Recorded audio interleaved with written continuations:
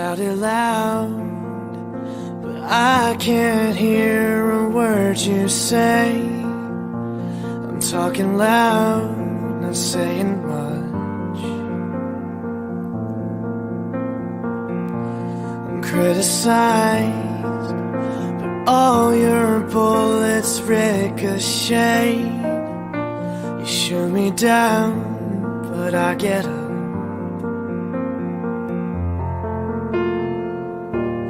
Bulletproof, nothing to lose. Fire away, fire away. Ricochet, you take your aim. Fire away, fire away. You shoot me down, but I won't fall. I am titanium. You shoot me down, but I won't fall. I am titanium.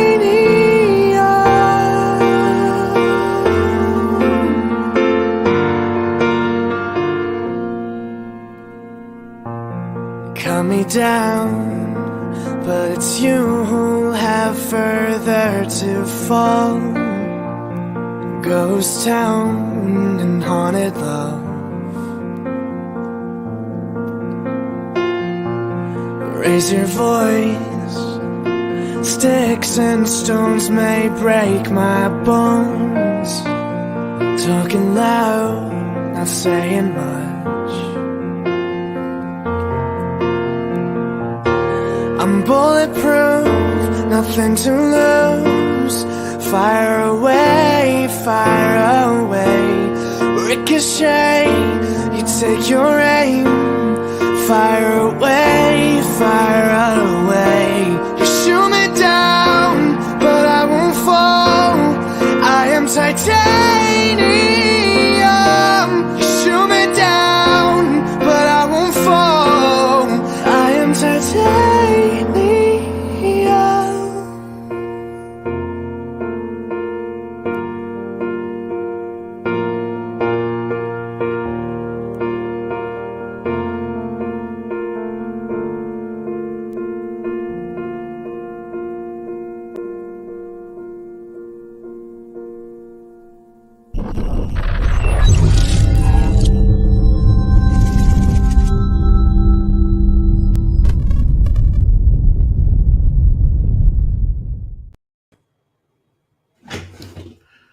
Well, good afternoon, everyone.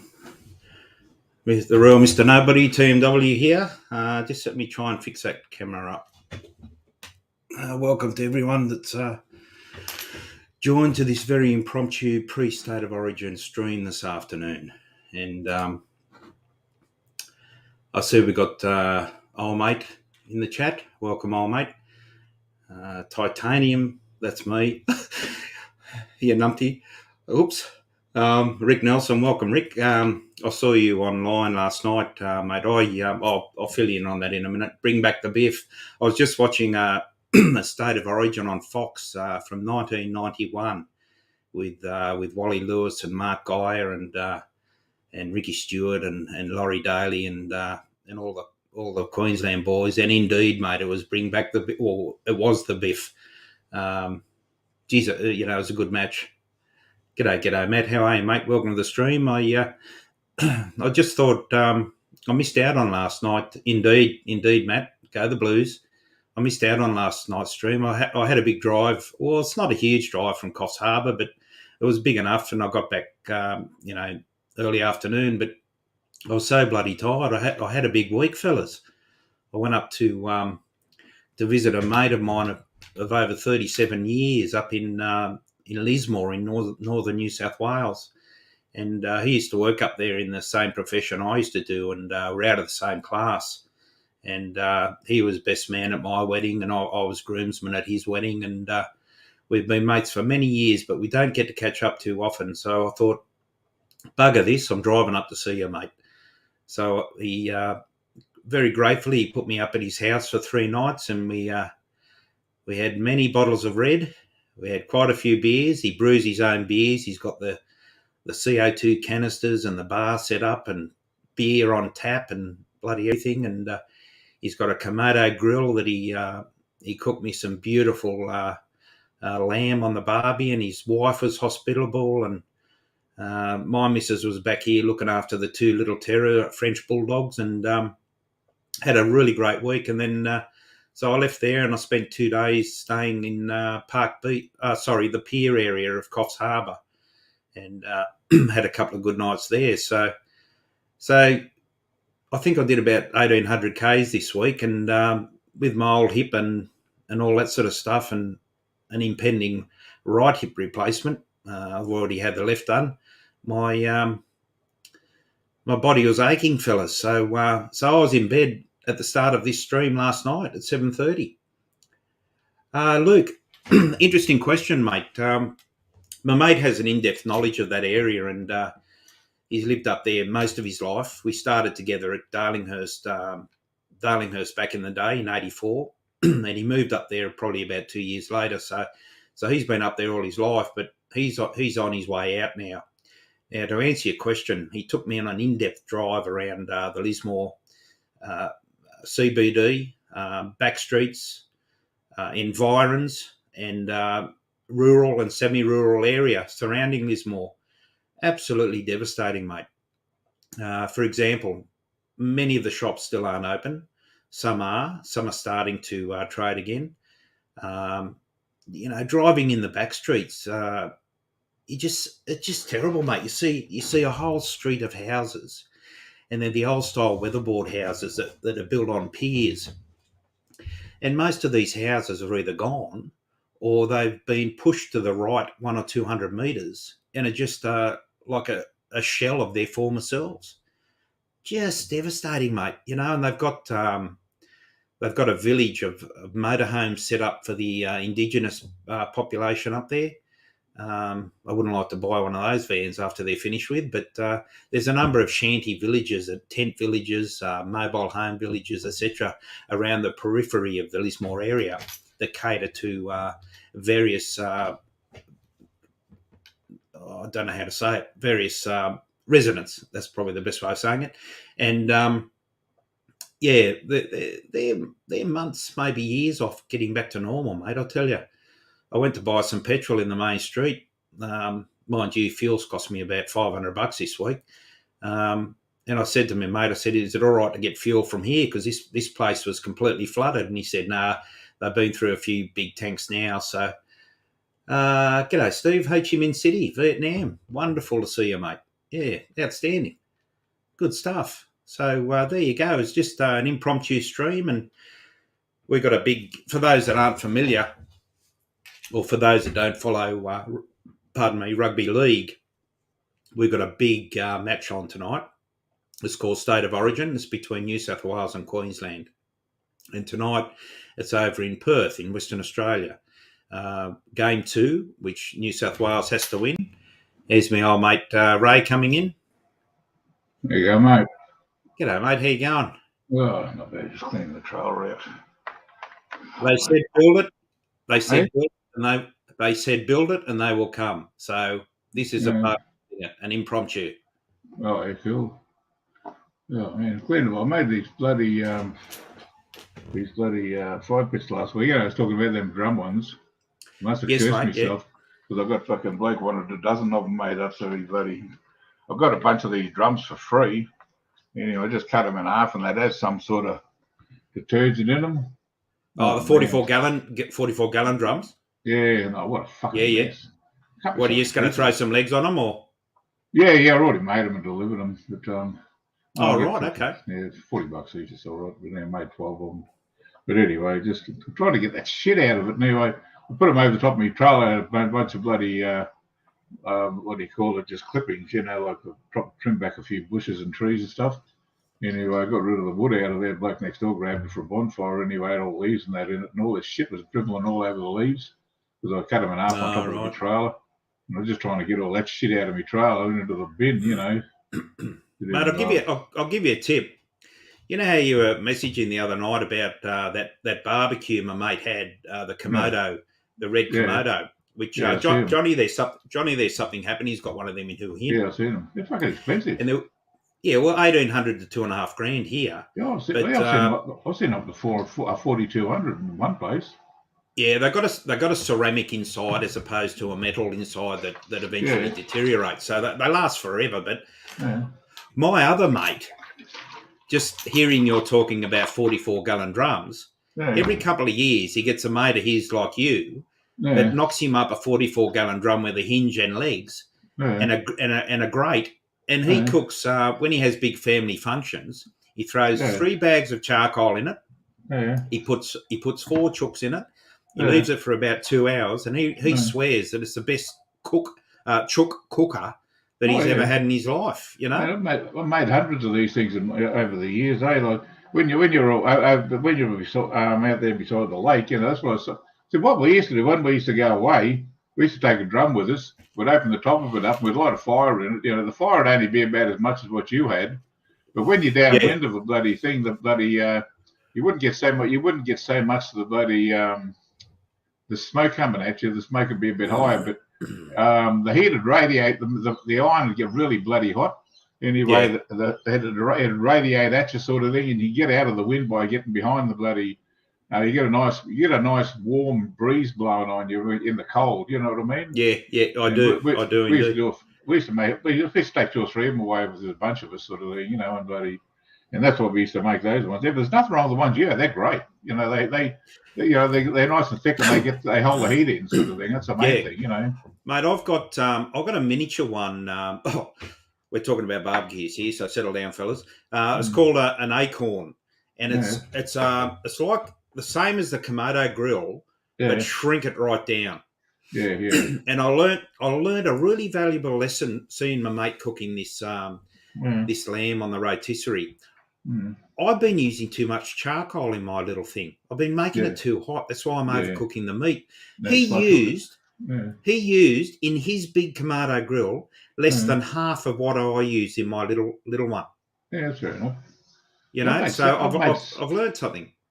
I've made so many of those over the years, but one of the favourites is you used to get the old bloody hot water system tanks. They're bloody about three. They're between 3 and 5 mil thick. Some of those tanks, and Mm, mm. we used to have made heaps of smokers out of those. Like we used to make. I've made bloody hot smokers, cold smokers, all sorts of smokers for people. Well, mate, And a lot of people use the old washing machine drums as fire pits. yeah, you can do that. But these ones they last a bit longer because the metal's a bit thicker. But the old the drums out of the drums out of the washing machines, they're stainless steel. They last a lot longer. Yeah, But yeah. it's amazing Luke what you can just come out with. Hey? Yeah, oh my word. Luke just said a point in the chat. They reckon the La Nina will be back again by the end of the year. Some more rain. Oh, geez. Oh, I'm a climate change that's enough. skeptic. We've been having this sort of stuff for years, but Oh, this year's it's a bit bigger. But I mean, since I've been alive, I'm 60 next year. This has been yeah. happening. I mean, Go down. it's only a go on, mate. You go down to your local library and get your there should be a history book there for the local area, and read that. Because I've lived around this area most of my life. Anyway, Yeah, there's a book down there. Anyway, I've got it there. It's called Tracks and Times. That's for the area I live in. Anyway, I was reading in there. I think it was in the 30s. They got fucking a month of nothing under 44, 45-degree days. Sort of yeah. thing, and some of the rain I've seen is horrendous. But like funny to mention that yesterday I got out there and my fucking hips were killing me last night. That's why I was so sore. I'm bloody out the backyard Yeah. here. We've got bloody 40 perch block. Anyway, the back corner is still bloody wet from that rain we had in March. I heard you say that last night, mate. I'm not sure if you heard just after the intro, I got on and said why I wasn't on the stream last night after the drive, and Yeah, mate, yeah. I was just similar situation. Yeah, My hips were killing me. I was knackered yeah, at 1800 k's for the week. A lot yeah, of alcohol consumed during the week. I was just yeah, tired, fair mate. enough. And Yeah, you fair wouldn't enough. believe it. Two Yeah, fucking kilometres from home, I'm on the yeah. M7 highway Oh, or what? the Yeah, they M7 get motorway, pulled over. right? No, Oh. I'm busting for a shit. Yeah, 2 kilometres from home. I've held onto it for 5 hours. G'day, Shano. Held onto it for 5 hours. you go, Shane. And you wouldn't believe it. There's a serious accident just past the Oh, overpass that I need to turn off on. yeah, So I'm I've got sitting it. there. I rang the missus. I said, "You're not going to believe this. I am busting for a shit." She said, "Thanks for sharing that, Tim." Yeah, And I I've said, got it. it's nearly reaching urgent code 3 status, and blooming. Anyway, cut a long story short, I got home and unloaded the mother load, and all was good. Oh yeah, I'm trying to find a fitting photo for that. I've got a photo here. If I showed it to you now, you would absolutely piss yourself. I'm trying to find it. I'm talking to John. Go on, mate. I'm talking to Suckhorn this morning, and I got a fucking notification. You know, I wasn't even long out of bed. I was just having my morning coffee. That they'd blocked the thing that I was trying to bloody against the guidelines of bloody YouTube and all. Not YouTube, but bloody Facebook and all this sort of shit. I get about one of them a week. What the fuck, you can't get in touch with these people, Yeah. What happens if you forward on a bit of filth? You get pinged for it about a month down the track, and then you got to relog. You got to acknowledge what they say, and you got to relog in. Yeah, that's what I've had to do. It's a pain in the court, mate. Yeah, well, that time they bloody pinged me and they blocked me for 3 days on the day that Jimmy died, and I couldn't make any contact with anybody. Man, that really shipped me off. That because most definitely, mate. Yeah, oh, man, you fucking morons, and it was only something that I bloody copied that was on Facebook in the first place. Yeah, that's right. They ping the people that forward it on. So I've just put the link out there, fellas. If anyone would like to join us, it's not going to be the longest stream in the world, but it'll be just a little Sunday afternoon thing. And so I just can't remember how to pin the bloody thing up the top. Yeah, and I'll show you in a sec. Hang on, I'll show you in a sec. I did it last night. You did not. This picture I'm trying to find. I can't find it on the phone here, but it's a picture of a duck laying there with an egg half hanging out of its ass, and underneath it, it's got a caption saying, "When you're 1 mile from home and you're losing the race." Oh, what a classic! There you go, Shano. We've got Shano. Okay, so just hang on a sec, Shano. I'll just throw the full screen up and add to the stream. Is that you, Shane? You there, Shane? Hello, Shane. Can you hear me, Ray? Yeah, I can hear you. Yep. Shane, is that you, mate?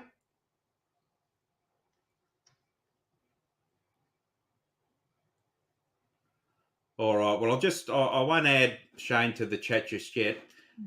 Shane, can you type in the chat why a couple of things? Can you hear me firstly? And secondly, I can't hear you. If you could just type in the chat, mate. Otherwise, I'll give you 20 seconds, and then I'll just remove you from the chat, mate. And then you can come back when you're set up or something. So our audio's okay, Rick. Aussie Thai Bangkok. Good afternoon. Oh, the tech. So all right, just let us know when you're ready, Shane, and I'll oh no, he's gone. Okay, so hang on. I've just got to go back to the other thing now, and just click that off, and it's back to right. Yes, mate. Yeah, last night when I finished the thing, there was some guy Rick brought. I don't know who he was. Yeah, I saw that. Yeah. But anyway, I just hit the remove him, and that doesn't block him, does that? That just removes him from the stream.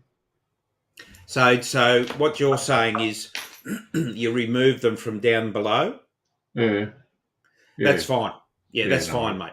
Yeah, I just want to make sure I didn't block them or anything, Yeah, no. You only on this StreamYards, if you haven't got YouTube and StreamYards running at the same time, on this StreamYards, you only block someone or hide someone on the right hand side when you got the chat going and the three little buttons on the right hand side. So if you remove someone from down below in the studio, that's fine, mate. That's fine. Yeah. All good. No, that was a good effort last night, mate. Shano's back. I'll just hang on a sec, mate. I'll do the routine again and just see how we're going here with Shane. G'day, Shane. How you going, mate? 1, 2, 3, loud and clear. Yeah. That's Shane. No worries. G'day, mate. Welcome. Yeah. No, it's not working. Well, your microphone's okay. Your microphone's okay. Pretty soft. Yeah, it's me. Okay, I think you might have YouTube on in the background, Shane. Yep. just got a bit of an echo coming through, mate. Mm. Right. Do you watch the rugby league, Ray? You going to watch the State of Origin tonight, or Oh shit! Yeah, I'm going to go and cook up a bloody a tuna thing shortly for the tuna bake. Go whack that in the oven soon. Won't take much. I just got to throw a bit of bloody tuna and I'll throw the bloody what do you call on soon the pasta. Mate, we're having completely fat-free, vegan, vegetarian, bloody Mexican nachos tonight. Oh yeah, right. No, I was joking about cholesterol-free and all that. Mm. Kick from studio, so I just kicked Shane because he got himself out of it anyway. Yeah, no worries. Actually, I just had a look there, Ray. You can actually ban and remove people from down below, but if you just did the remove thing, good. Yeah. Well, I didn't. I didn't know whether they go. Like I'm not real good with the buttons. I'm learning. You're right, mate. You're right. Last night was a good learning curve for you. Oh yeah. Well, I was sitting there fucking. I had the countdown going, and then the bloody the intro and all that sort of stuff. Good things. Jono was there because he hit the bloody go live button at the top. I didn't hit that. We've all done it, brother. Oh, We've all done it. I've done an hour stream. Yeah. Talking to myself. There you go, Saul. G'day, Sol. Rick, yeah, no worries, mate. No worries, mate. What have I got to tell you in person, Rick? I'm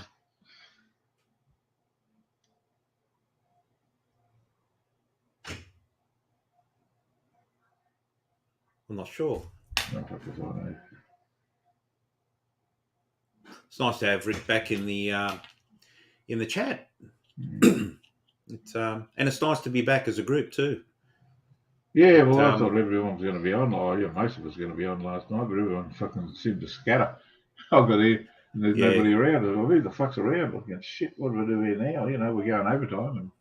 Mate, things pop up in everyone's lives, But I just think, apart from the inevitable, which is what happened with one member last night, and the unforeseen, I think the key is, and I probably shouldn't be discussing it in a public way, but we just give each other notice, Yeah, and mate, I gotcha. The Queensland's going to lose. Well, they have to tonight, don't they?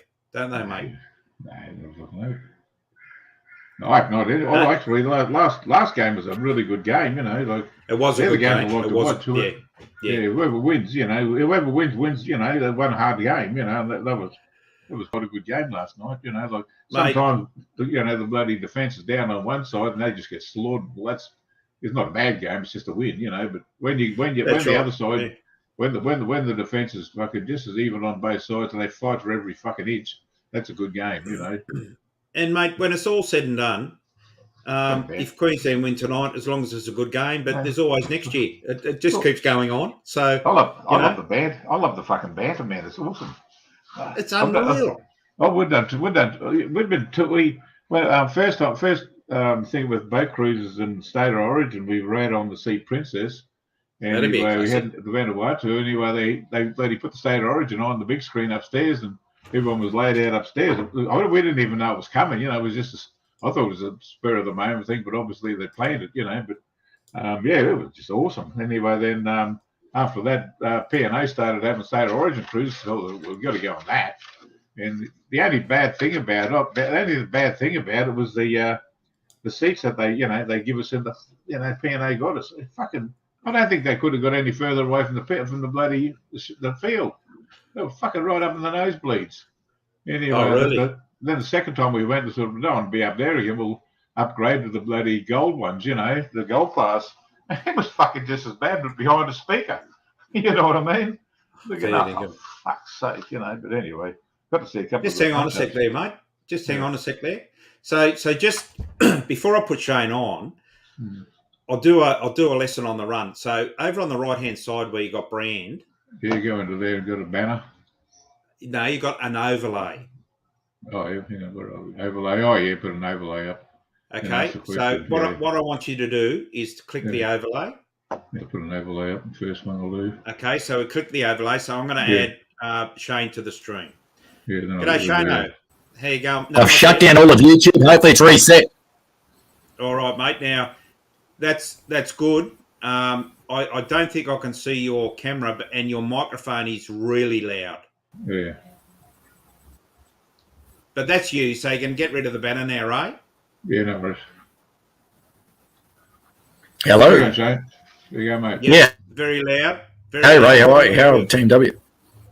Yeah, good, mate. Good. I'm just going to turn you down a little bit, mate. Okay. Yeah. Yeah. How's that? Excellent. Thank you. Okay, down a little bit more. Okay, just give me 1, 2. Yeah, it should be right now, hopefully. Yeah, that's all right. Yep. 1, 2. Okay, Radio check. you're 1, 2, right. 3. Yeah, that's all right. That's all right. Yeah, no, it's just bloody. Yeah, I wanted to jump on last night, guys, but I had too many beers, so I couldn't do it. Well, I couldn't do it because you were too pissed up, or you couldn't actually work out how to get on. Well, it was a bit of both. It's a combination of both. It always is. I've got to figure out how to do this. I've got to record everything and educate myself and know how to do this properly if I want to be taken seriously on here. Oh no, mate! Mate, you're a fucking good bloke, mate. There's no worries about that. Bloody or as a guest, all you got to do is click the link, mate. We do the rest, so there's no problems with that. Yeah, fair enough. Yeah, that's all right. Yeah. That's all right. As long as you're glad to have me on here. I love the genre, and I can't get enough of you guys. No, that's cool. Oh, mate, you're more than welcome here, mate. Yeah. Bloody hell! No, we bloody. I love that fucking saying. Can't get out of my head. Everybody's welcome in until they're not.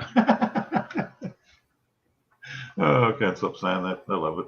But no, it's good. Welcome to the stream, Clockwork Orange. And I quote Mr. Clockwork: "What Freddie has delivered to our organisation since his appointment as a coach has been nothing short of outstanding." 100% agree. He's delivered consistent success and always had the self-confidence to do things his way. All I will say is underestimate at your peril. 100% agree, mate. And there's going to be a different tactic tonight, and I believe it's going to be a successful tactic. We'll see what happens. Don't you start. New South Wales all the way. Yeah, good on you, Shane. Hey, look, my defence is a blind squirrel's got to find a nut every now and again. Oh, see, Shane, you're a good bloke. From the first time I spoke to you on Pampui, mate. You know, I fucking knew it. You see, don't worry about this Galt fella, mate. You know, he's from that fucking funny state up there. They get Victorian and New South Wales taxes, mate. You know, fuck me. Yeah, Victoria's all AFL. Yeah. I love me AFL as well. Mum used to call that cross country ballet. Fairly good. I'll tell you what, though. In all Sydney. Seriousness, I had the opportunity one night to sit in a private box at the ANZ Stadium out at Homebush, and I wasn't drinking then, so I couldn't partake of the piss. But the food was unbelievable. But it's the first time I've ever been to an AFL game live. It was the Sydney Swans playing someone, and you actually get a really good perspective of the game, better than on TV for obvious reasons. But I fucking really enjoyed it, mate. It was really good. It was a good night out. Yeah, The MCG is Melbourne's Coliseum. You go there live for the AFL. The stadium's full every game. People turn up here. It's not like Sydney that's out in the different suburbs and stuff like that. AFL centralises in the MCG pretty much, and it is a full stadium. It's different to New South Wales. Yeah, well, we've got the Swannies. The Swannies play at the SCG, which is a maximum capacity of 45, I think. But the Homebush has got a capacity of 80. They played there in the Olympics. That had a capacity of 110, but they rejigged it. But yeah, my missus and her family are fanatical AFL fans, and mate, even on the big screen at home, I enjoy watching a game of AFL. It's an outstanding game.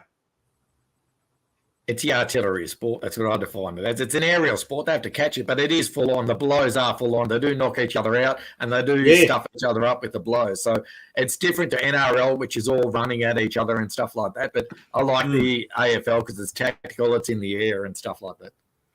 Well, my preferred sport's rugby union, mate. That I've played and been a rugby union tragic for years, but I like any sport, mate. As long as there's competition and good sport, I love it. And in fact, while the stream was going last night and I was in bed, I had the rugby league on Channel 9 watching Papua New Guinea play Fiji, and Papua New Guinea won. And it was probably one of the best rugby league games that I've seen in a long time. It was part of the Pacific Cup competition, and it was literally an outstanding game. Old mate, if you want to comment on that, if you watched it, I'm not sure, but I really enjoyed it. Really enjoyed it. Yeah, rugby just like around. You got South Africa and all that want to play and stuff like that. Whereas NRL, it's just all Australia, same as AFL, pretty much. On the 16th of July, I'm going to see the Wallabies play England at the Sydney Cricket Ground in the members. A mate's managed to score himself a membership. Some old crony died a few years ago, and he picked up a membership. So we're going to be sitting there with our sipping on a couple of beers, mate, in the members stand at the SCG, which will be nice. Yeah, that will be nice. That'll be a good event. I wish I was there. Be fucking cold though. Yeah, not as cold as down here. Yeah, true. But even up at Lismore, up in northern New South Wales, mate, it was cold for me at night time during the week. It got down to 6 up there. That's getting up there for the northern rivers, mate, which is subtropical. I was chatting to a mate that lives in Brisbane. He reckoned it was colder in Brisbane than it was at Melbourne the other week. Ray was saying that Ray was freezing his tits off last night. Oh, yeah, it's 7 degrees here last night. But it's nothing usual, like people say, it's freezing cold here and there. I've already had the art of climate change, man. Where I live, I can remember it being bloody -1, -2. You got to go out in the morning, you got to get sleet all over your car, trying to get the sleet off the windscreen so you can see. It's nothing rare. We've had 50-degree days here in the last dozen years, and like what we've been down to -5 here. Oh no, not -5. I embellish, about -3. Yeah. Oh, it just happens, sort of thing, but I don't know. All this climate change stuff, they politicise the absolute shit out of it. Whether there's a change or not is one thing, but they just fucking don't shut up about it. It's just. I don't know. It's definitely politically driven, mate. There's no doubt about that. Of course it is, Blokes like Al Gore got a Nobel fucking Peace Prize for pushing it, sort of thing. Yet there's people more, that means nothing now. Then what's his name? Bloody Obama, he got one too. Just too political. That Tim Flannery fuckwit that predicted doom and gloom and nothing happened, from what he was saying, Exactly. But look, I think it's a generational thing as well. I think we're old school, and I think the modern kids and the modern generation are a greater believer in it, and more power to them if they want to believe that. But us old boomers will just sit back and just let them do their thing, mate. We'll just sit back and say, "Fucking told you so." Question for you there, Shona. Yeah, old mate. Yeah, I'm there 2023. I work in the government pretty much here in Victoria, so I can't travel till next year. I've got 12 weeks annual leave booked for next year. It'll be 2 separate trips. Oh, yeah. The Thailand pass is gone. Masks are gone. I'm as good as there next year. I can't do anything this year. I just watch the vloggers in jealousy. I sit here on the Android TV, the laptop. All I can do is watch this year. 2022 is a failure for me. Next year, I'll be back with a vengeance. Yeah, fair enough. But Shano, there's one thing about people that are over there. There's a saying: you live vicariously through their trips, and it gives you an insight into everything they're doing, and vicariously you're living what you want to do. Now, you're going to be doing that. Now, I have a project for you. If you haven't got one already, get yourself a nice little video camera. If you intend on vlogging it, My advice would be, if you are going to vlog it, get a couple of good memory cards, and then don't upload anything until you get home, so you can enjoy your holiday. Yeah, exactly. Yeah, I don't have the tech skills or anything like that. I want to support the vloggers that are there. Like, I want to join the Nightwish group. I want to join the Buzzing group. I want to go around. I want to do all these things. But vlogging myself, it's just going to be too hard. And then I work a full-time job when I'm here, so I'm stuffed. Well, half the time you're doing what fucking 500 other people have done anyway, so you just enjoy your holiday. Yeah, 100%. Just do personal stuff. That's what I do. When I go over there, if I go somewhere, I'll just take the personal stuff. Just keep it to myself, sort of thing. Just show my friends about all. Fucking hell, mate. He comes out with some classics. TMW, does that living vicariously thing also work with porn? 100%. 100%, mate. How much porn did you say you deleted that time? I had, back in the torrents days, when I was torrenting, I haven't got a VPN, but back in the torrents days, mate, I had terabytes of it. And my mate had he had hundreds of terabytes of it. He had 30 or 40 big hard drives full of it. You're never going to watch any of it, but he was just greedy. He just wanted everything, You don't need, these days, you don't need anything, mate. You just go straight on the internet and you can see what you want to see. Oh, hell. Yeah, I don't know. Fucking chicks these days, they wear more. When they go out, they seem to wear more than what they do when they go to the swimming pool. Oh, they wear less. They wear less, than what they do if they go to the swimming pool. These youngins these days. Well, mate, the youngins these days don't know what an old hairy pussy looks like, mate, because back in the day, everything was more her shit than a blooming grizzly bear. These days, there's nothing around, and none of the young people of today would know what a big hairy bear looks like, mate. Yeah. Old mate, you have to I don't go out here in Melbourne. I'm 38 years old, but I save all my money for Thailand. I'll save it for holidays. Yeah, well, what are you going to get? Fucking love the women here. All the good ones are spoken for, as far as I'm concerned. All the other ones, they just want, they just want to suck on your soul. They just want to, I don't know, they're fucking crazy. There's still some good ones out there, Ray. You just got to have an intuition to pick the nut jobs. That's all. Oh yeah, man. I've never been lucky when it comes. I had a good one once, but she died, and that was, I tried a few times, and after that, I thought, fuck this. In Thailand, when I got over there, so I like this place. Yeah. You can just fucking go out. You don't have to bloody worry too much. You want to get your rocks off, you just scoop one up on the way out on the way back to your motel room. Get a short time, you're fucking happy, put a smile on your face, get a good night's sleep, and you're off. But next time I'll sort of do a little bit more. Yeah. Do you like what's your go, Shano? Do you like bangers? Bangkok, I can't get enough.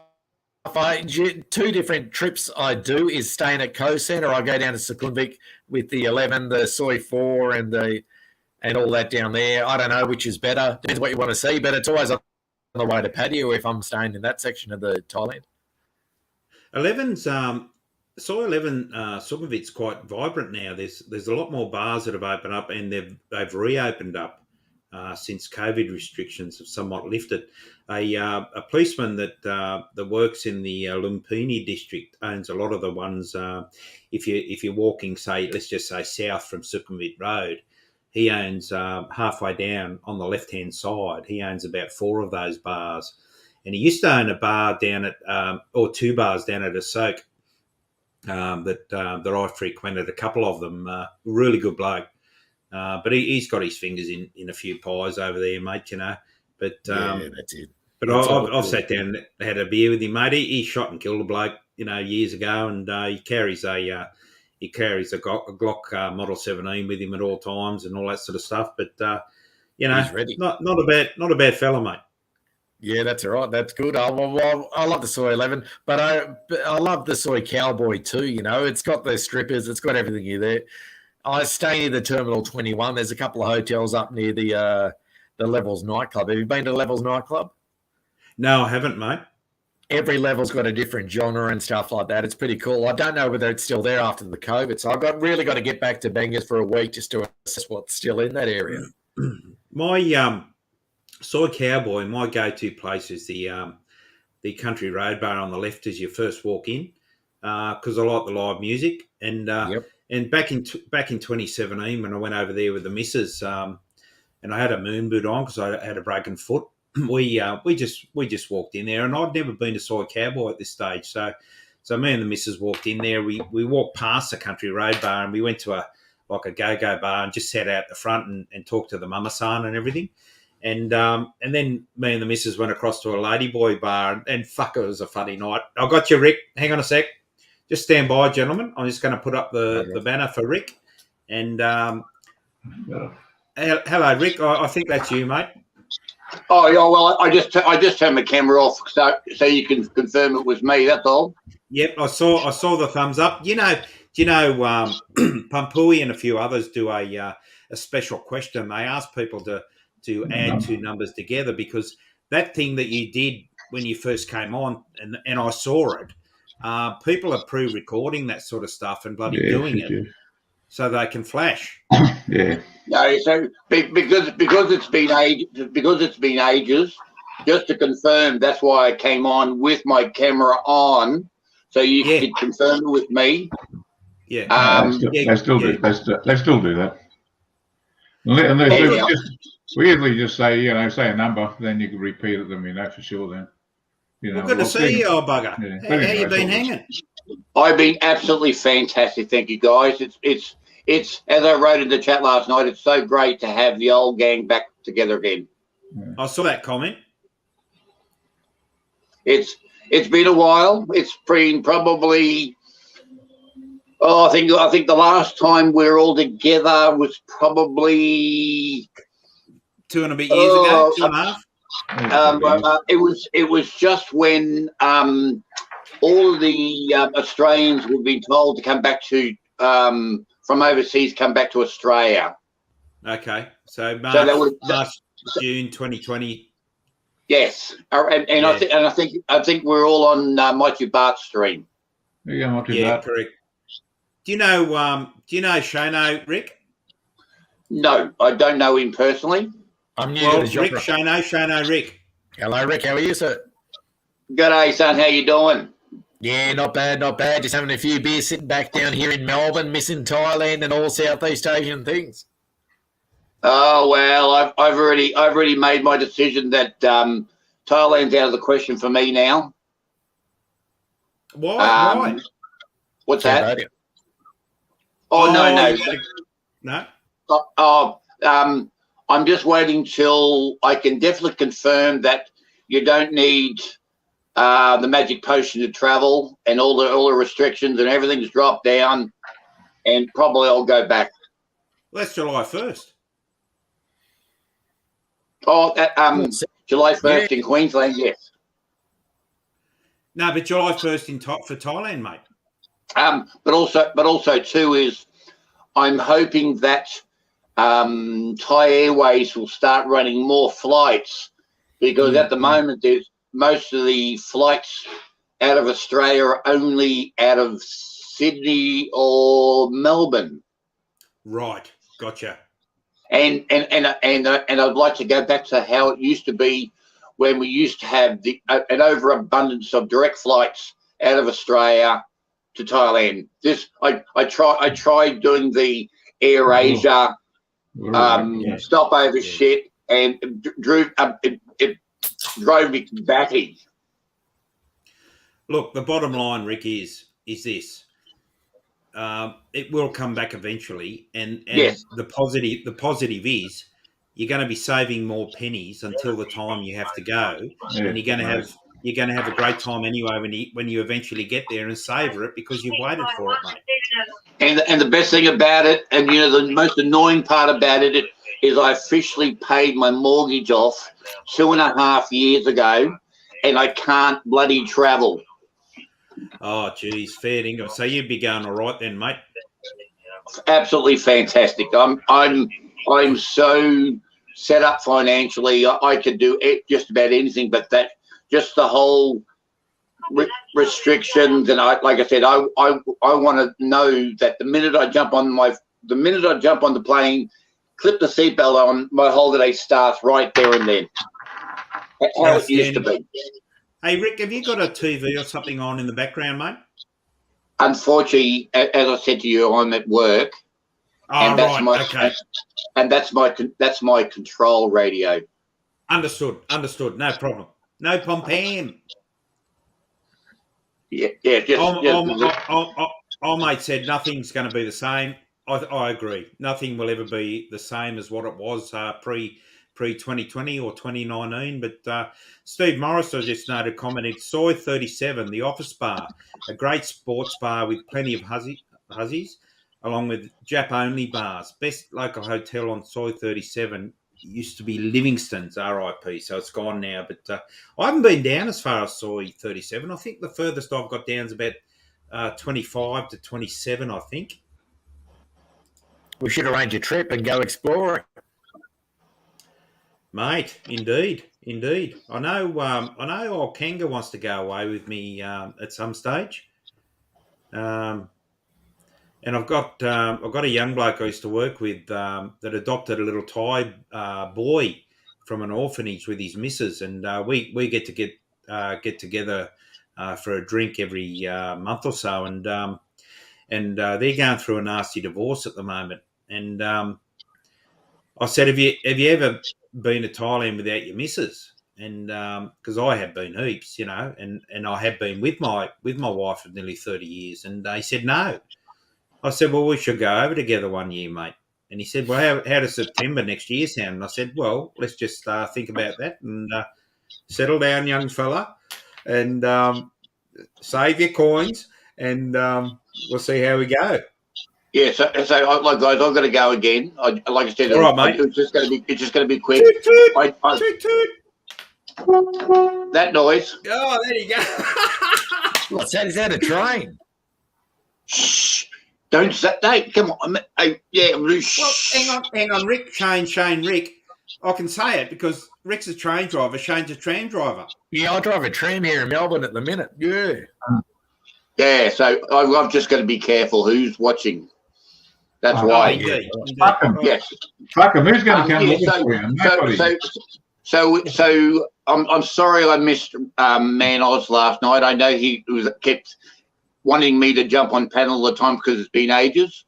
So I made my guest appearance tonight. So yes, I'm still alive. Yeah, good to hear, Rick. Good to hear. Listen, you take care. Keep safe. Yeah, guys, everybody out there, all the best, and we'll definitely see everybody on the flip side. Okay. And before you go, look forward to having you on more. Oh, yeah. Oh, yep. Yes, definitely. Okay. Like I said, we need to get back to those good old times. Indeed, mate. Indeed. Okay, guys, everyone take care. Enjoy, you, Rick. buddy. Thanks, Steve. Take care. See you, mate. Queenslander. I'll get out of it. Off you go now. Yeah. Off you go. We're going to Queensland. Fucking champion. Absolute champion, that bloke. Oh, man. What a day. And he gets the other side of Thailand, mate. He gets it. He gets the spiritual side. He gets the monk side. He gets the amulet side of things. He's had amulets presented to him by, some of the highest monks in Thailand. He gets it. He gets the other side of the mongering. So you got the mongering this side. You got the spirituality this side. He's about 3/4 of the way to the spirituality side of things, and he fucking gets it 100%. A third of my trips to Southeast Asia are spent in the non-mongering side. I've done Cambodia, Vietnam, and the Philippines, and a lot of tourist travel and stuff like that. But I like the city of Chiang Mai. The mongering's not too big, but I do love Pattaya and stuff. I can't get enough of that place. Yeah, oh my God. Chiang Mai's lovely, mate. Yeah. Chiang Mai's lovely. I'm checking that out. It's good to get buddy. Yeah, New South Wales, Joe. See, Joe's on board. Ray, you see, I think you're outvoted here, brother. Yeah, if we win tonight, there's going to be fucking some gigging going on, I tell you. Oh, yeah, my word. But I need to concentrate and yell at the TV tonight, mate. It's all fun. Oh, yeah, mate, my missus goes, can you just keep your voice down? I go, no, I'm not keeping my voice down. Oh, yeah. Bloody car today. I went out for a drive. Bloody thing, bang, bang, bang, bang, bang, bang, bang, bang in the front end. I was going, oh, for fuck's sake.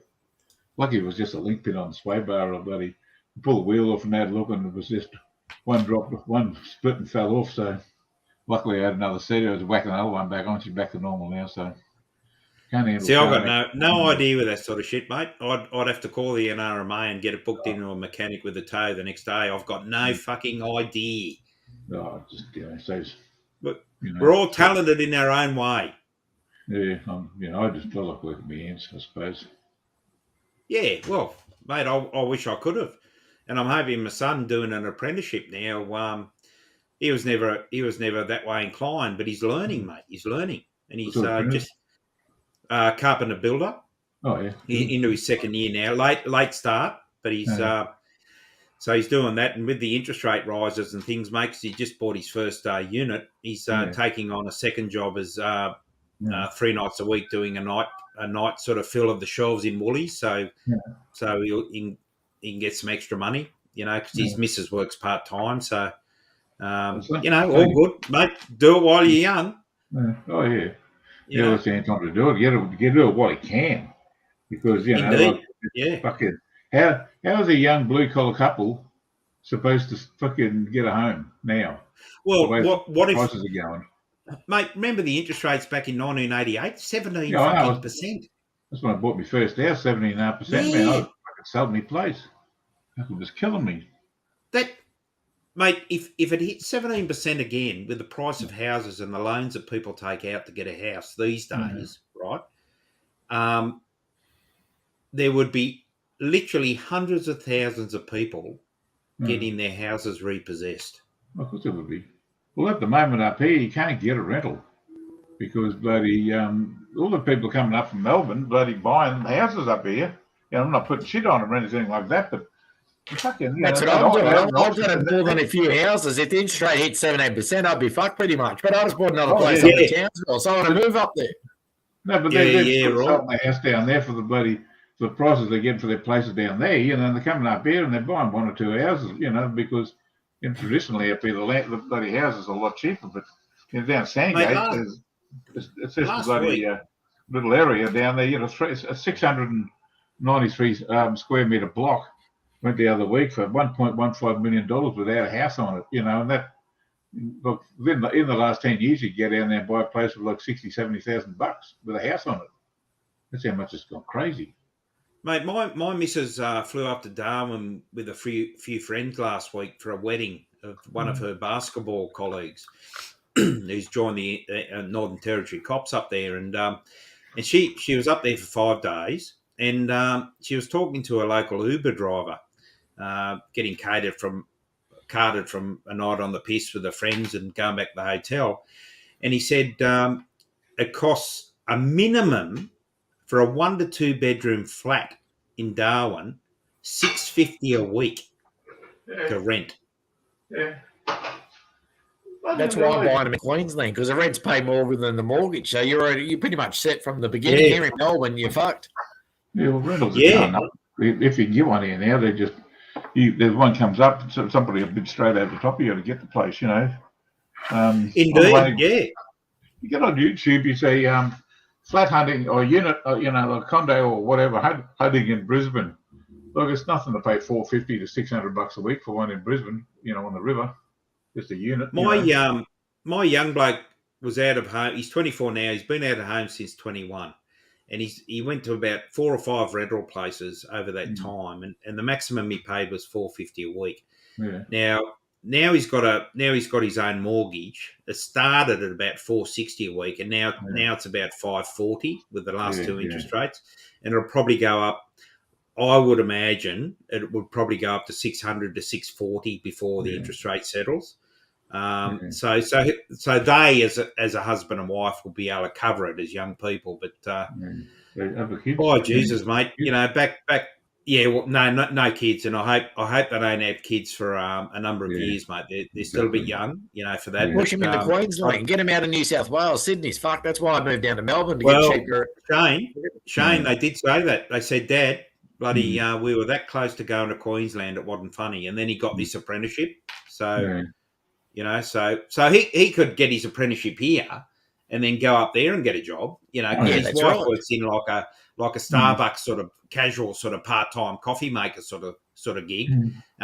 She's always employed because she you know, she's very employable and always gets a job. You know, so. And I think she's doing 30 casual hours a week at the moment or something, you know, so that's, you know, extra money as well.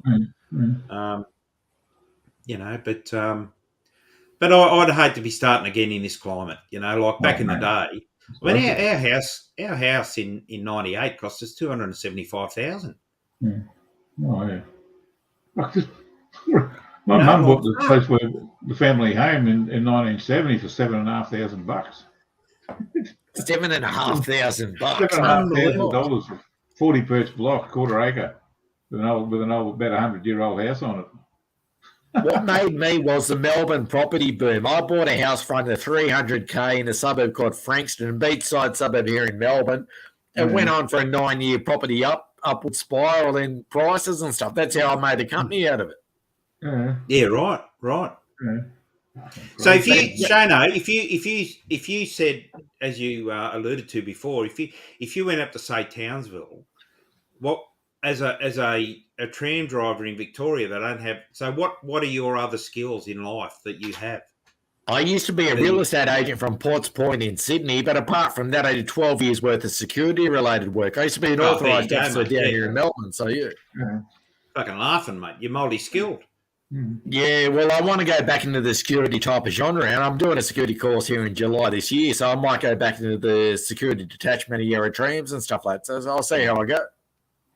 Yeah, plenty of But work if you in a place like Townsville, if you got your security stuff up there, plus your RSA and RCG and all that sort of stuff, No, you I could wouldn't work touch on drunks, the no RN. drunks. I'd go to the army base or the airport because I used to be in the army. Oh, right. Yeah. Right. Yeah, that's right. Yeah, fair enough. No, good call. All the little fucking coloured gangs up there too, they're giving them hell at the moment. Yeah. Yeah, it's all the kids. Yeah, well, they had fucking years ago, all these bloody do-gooders now, you can't, before, you know, the local bloody hunters and they'd go and get their dogs and they'd go hunting the little shits, you know, and then turn the fucking dogs Back in on. a sec, boys. Back in a sec. And, yeah, you can't do that sort of stuff anymore. That was like 15, 20 years ago, you know. These days you'll end up in more trouble than them, you know. Yeah, But, I've been watching YouTube. You got a lot of little gangs and stuff. All the young kids are stealing cars and burning them out. They're doing all types of things. They fucking look. They get in the justice system. The coppers hunt them down. They get them, you know, and they throw them in the justice system. They get fucking smacked up, you know. Like, it's just ridiculous. They get nothing, you know. Like they need to be taught a lesson. But you know, I don't know. It's fucking crazy. Yeah, they can't get through to them. They can't re-educate them. It's just a downward spiral. No, you know, like you know, those car chases. You know, they don't like them bloody doing car chases, you know, and all that sort of shit. They should pull a gun out and just fucking shoot a hole in the tire of the car, you know, whatever. It still probably doesn't stop them anyway. Could be But when my they car just that catch they're them- stealing, but I just drive a Suzuki. Yeah, a small little car.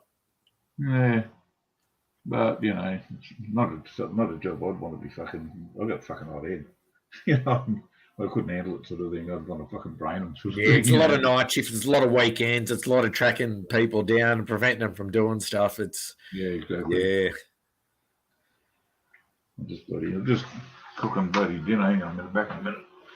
Not a problem.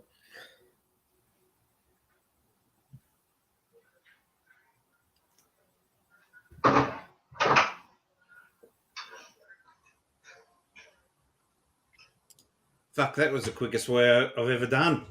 I didn't Oh, leave you jump alone. back on. Yeah, hopefully you're Yeah. right. Yeah. I just oh Jesus. Yeah, it's like a gurney the last bit, mate. Jesus. I nearly shit my pants. I was pushing that hard. Nearly lost the battle. I'll go and mute myself for a minute. Righto, mate. So Rick says Aussie home loan variable interest rate should hit 5.7 by October. People locked in fixed rates have jumped 21% this year. What do you mean 21%? It can't be. No, it's not. No. What he means is if they started at bugger all, it's gone up a fifth of 100%. So he's not saying it's jumped to 21%. He's saying it's jumped the equivalent of 21% of 1%. I think. Oh, I think that's what he's saying. I was paying high interest rates in 2019. My first property I bought in 2012, 2013, so I'm not too worried. But if you buy houses in Queensland, the rents cover the mortgage and stuff like that. They got positive cash flow. And then if you've got a good job, and then there's a tax incentive for buying investment properties. There's like 3 different fronts they have to get through before you start to lose money. It's quite difficult. But if it gets to 17%, I'm sure I will lose.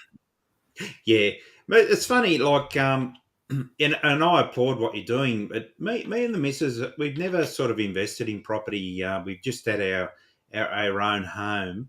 But we've had, nice cars and caravans and things like that over the years. But our preferred way of living is to have enough money to do what we want, rather than worry about investments and all that sort of stuff and things like that. So we have what we have, and when my wife retires, mate, we're going to be on a better wicket than we're on now, So we're going to have those world trips again and get the Winnebago and live the Australian dream by going around Australia or doing a half lap, a couple of months at a time or what have you. And, life's pretty good at the moment at nearly 60, mate. Yeah, that's the age to grow up in Sydney. Yeah. Sydney used to be cheap at one point as well, so you've done it well. It certainly did, mate. So. Yeah, it certainly did. I mean, I grew up at a place called Lithgow, over the other side of the Great Dividing Ranges. Yeah, further on than Katoomba, but and that was a bit of a shithole, mate. But an old coal miners' town sort of thing. But and fucking cold, mate. I was up there camping in the van 2 or 3 weeks ago, just by myself by a lake, and I nearly had my legs wrapped around the fire pit, mate. It was that fucking cold, but it was lovely too, there you go. Used to work in the local coal mine there and stuff like that. That's what brought the people to Mittagong and stuff. It's the same type of thing. It's on the Great Dividing Range, the Southern Highlands. We got a lot in common. I spent a long time around Campbelltown, Liverpool, and Paddington, and Potts Point and stuff in Sydney. Southern Highlands are fucking freezing when the winds get up, mate. No, it's not that bad. It's cold. It's probably colder there than it is in Melbourne. But Melbourne does get lower at some points. I'm not sure, but it's cool down here as well. Yeah. Well, then you look at Suckerhorn and Man About Oz. They're up in the hinterland in the mountains, a couple of 1 or 2 hours out of Melbourne. So they're bloody cold out there too, mate. Yeah. Victoria's chilly. I remember doing Puckapunyal at Seymour and stuff like that. It was cold down there in the winter. That's so Puckapunyal. How far is Puckapunyal from Duntroon, the officers? That's in Canberra and stuff like that. So that Puckapunyal place, it's in Victoria. Oh, so Duntroon's in Canberra. Correct, yeah. Right, because both my nephews went down to Wagga. Yeah, I went to New South Wagga, Wales. Yeah. They one of my nephews did 2 tours to Iraq, and the other nephew did the Bando Aceh recovery as an engineer for the tsunami. Oh, yep. And I only did exercise and stuff like that. I'm not a veteran. I never went overseas, but a lot of my mates and friends have done that, and some actually lived in America and stuff like that. They took up the DVA option and moved over to the States and stuff. So they took it quite seriously, but I've not done anything. So like that. What's the go with the DVA option? What's the go with that? Oh, apparently, if you fight in the American wars, you can take up their citizenship and move across to the States and stuff. So that's what some guys I'll be have done. buggered. Fair dinkum. If you got the right trade and stuff, Yeah, if you've been in an alliance, there's options to jump across. Yeah. Fuck, how good's that? Not that I'd want to live in. I want to go over and see him. I want to bring him to Thailand too. Some of them want to go over there. Not that I'd want to live in America at the moment, mate. Yeah, it depends where you're living and what you're doing and stuff. They can have a pretty good life. Yeah, 100%. 100%. Yeah, there's some problems over there at the moment, mate. Jesus. Yeah, you get shot in the back anyway. Everyone's got a firearm and stuff like that. It's full on. Well, it's not only that. You can't have an abortion, but you can have 50 semi-automatic weapons. Yeah, that's right. They passed some rule that you can't get an abortion in how many states. You have to fly into state to get an abortion. That's pretty full on. There's a bit California's knocked it on the head. They won't accept it, but There's even a movement trying to stop people from the states that ban abortion flying to a state like California so that a woman can have an abortion. Now, Yeah, there's a couple of points I'd like to make. Why should a woman who's raped, and why should a daughter that's subject to the incest of a father have to bear a child? Yeah, it's not right. I wonder why It's they're doing fucked that. up. It's fucked up, Shane. What about It's the really riots fucked they up. had when Trump lost as well? They stormed the White House and stuff. It's like, how does that take place in America? You know, it's full on stuff. I'm really Yeah, it disappointed is. in what some of the footage I've seen. Yeah, I'm disappointed too. That's probably the best word you could use. Just disappointed. You know, they purport to be a world power, and they need to lead by example. And the example they're setting at the moment is not what a world power should be setting. That's the West. That's our predominant power, and Russia's invading the Ukraine and stuff. It's like they're dominating everything. China's buying out the world, and we're collapsing amongst ourselves. I would bet my left testicle on the fact that as soon as this Russian-Ukraine war comes to an end, China will invade Taiwan. Yeah, how are they going to? Yeah, right. This is You know, that's my take on it. I'm not a fanatic about researching, but I casually observe, and we've all casually observed over the years the inability of our politicians to curtail the Chinese influence in the Pacific. And the Chinese influence in the Pacific is a real threat to us. Yeah, that's right. Well, what about the northern border to Thailand? A lot of shit happens there between China and the Thais just to create independence. Chinese boats ran the Vietnamese vessels and stuff, and they're a socialist alliance.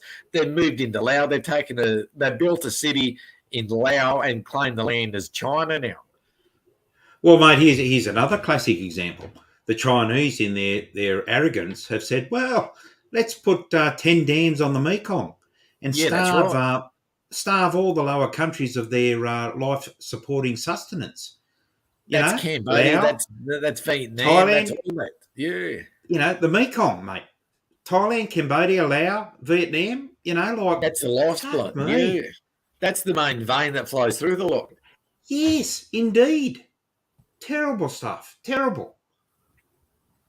But anyway, we're mere pawns in the industry, mate. You know, we got no say. G'day, Thailand Epic. I haven't seen you before, but welcome to the channel. I'll post the link once again if anyone would like to come on.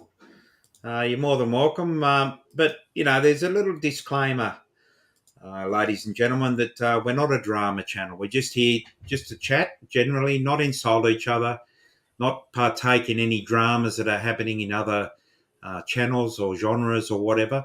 We're just a group of blokes that get together, have a chat at varying times, whenever we want to get on, because we all contribute to this channel equally. And, you know, thanks, Joe. Thank you, Mighty Bart. Thailand Epic is solid. Well, I accept Joe because I trust him 100%. So I'll just post that link if anyone would want to come on, and be lovely to have any other contributors that would like to contribute and give us some knowledge about their knowledge of Thailand or their knowledge of general events or anywhere where they're from. A test of ignorance of how little we know about Thailand in my instance. Yeah, I keep getting shocked. Yeah. No, mate, you've got your own stories, Shane, and your stories are interesting to hear because they're from you.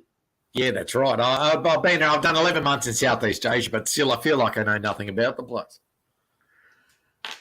Yeah, well, I suppose if you've been there a few times, you develop things, and Sukhorn, Mr. Sukhorn, who's you know, the master of Thailand as far as I'm concerned, he's the all knowledge of it. But I've learned over the 11 to 15 trips I've had over there that you know, Thailand's not the happy, joyous, land of smiles place that it is and appears at the appearance in many ways. It can be out in the burbs, but mate, you can get ripped off, you can get rolled, you can get fucking killed, you can get belted, you know.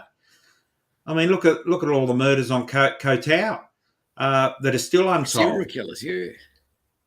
So there's someone in their community over there doing something, and If Thailand blows up in your face, they've got C4, they've got guns, they've got knives, the risk potential to yourself, it'll blow you away. You won't be able to defend yourself.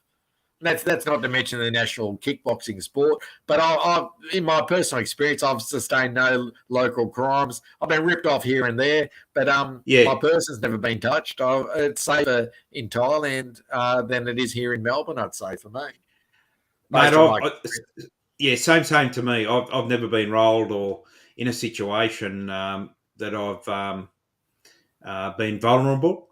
Having said that, I wear a gold bracelet. I don't wear it to Thailand. I wear a shit watch, and I never display any sign of wealth or anything like that.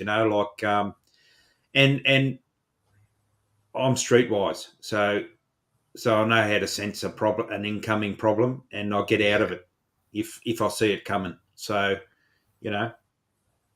if Joe, if you rate Thailand Epic, would you mind putting Thailand Epic's link in the chat, please, brother? And I'll click on that and subscribe.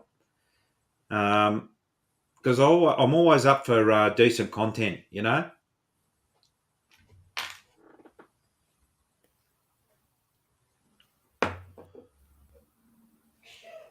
Have you spoken to or heard from Pumpuhi lately, Shane? Because I haven't seen or heard from him for a while. Lately. He's on the Discord group every now and then. I see some comments pop up, but I've been quiet on the internet. I'm just trying to keep to myself for a bit. But I've seen no vlogs or anything like that from him. So I wonder what's going on. Well, he's had another session of chemo. Now's probably the time where it could be starting to kick in and kick him in the guts. So I just hope he's okay. Yeah, I hope he's fine. He's a good value. Yeah, he's a good guy. I think so too. Yeah, no, he's good value, mate. School of hard knocks, mate. Yeah, it's a full-on experience. Content made will be uploaded over the coming days. Oh, the Lux Report. Right. I think I'm sub to the Lux Report. Yeah. No, that's cool. Oh, you cheeky bugger coming in under another name, Lux. Hey, how's your form? You should have said that and I would have known who it was. Ah, right. Okay, hang on. Stand by. So there's the link in the chat, ladies and gentlemen. Come on, have a chat. No, that's to the Lux Report. Thailand Epic it's called. If you want to sub to that. Yeah, it turns out I wasn't sub. So there you go. Tyler Porky. No, in the future, I want to spend more time on here. It's quite entertaining, learning and stuff, seeing what's out there. Oh, shit, yeah. Hang on, what do we got? Okay, so, righto. So I've still got YouTube muted, so that's good. No worries, all good. So what, you're off for a few days, mate, or? Yeah, I've had a few days off. I've got to work tomorrow, but I've had 3 days off over the weekend, so I've been enjoying working out, having a few beers, eating out, cleaning the unit, just doing all basic stuff here in Melbourne. But I haven't been to any pubs or stuff. So after lockdown, I haven't emerged pretty much, and I choose to keep to myself. When you punch on a big one, what sort of beer intake do you have, mate? Well, I've got a 375 can of a Japanese Yasubu beer, which is 1.4 drinks in a standard can. So it's quite excessive, and I'm on the 7th one at the minute. So I'll probably have 9 or 10 tonight. Get pumped for the footy, mate? Yeah, that's right. Well, what time does that start? In Queensland, is that at the same time? It is, yeah. South, yeah. So 7 o'clock, the prelim stuff starts. I think the match would probably kick off at 8. Yep. I might, I don't know whether I'll catch the end of it because I'll probably be in bed before that because, I don't know. I wanted to catch Ray's stream last night, but I just had too many beers. It popped up. My tech wasn't set, so I thought, no, I can't do it. It's not going to be worthwhile for it. I got sent a private message last week or the week before. A fellow that's loyal to the stream and watches, he bought a carton of cans and he punched out 20 on the stream. Oh, he wasn't on the stream, but he was a commenter in the chat, and he punched out 20 cans. That's a big effort. But mind you, it was an 8-hour stream, so 8 hours stream. Oh, that's a marathon. That's not a stream. That's a marathon. We've had 2 of them in the past 2 weeks, mate. Right. Well, I got to get onto it more. I got to bed at fucking 5 a.m. last Sunday morning. Last Saturday morning. I was fucked. Yeah. Yeah, put a message in the chat thing, Tim. Oh, righto, mate. Stand by. Where do I fucking the comments? For some reason, I can't see the private chat. Oh, yes, I can. It's a tab. Yeah. And not on this chat, on Messenger. Oh, right. Okay, stand by. Let's put it there for everyone. Well, most of the blokes know anyway. Ah, copy. Yeah. Gotcha. Roger. Gotcha, Victor. Oh, making a bloody tuna. Was it a tuna bake? Nice. Sweet potato fries.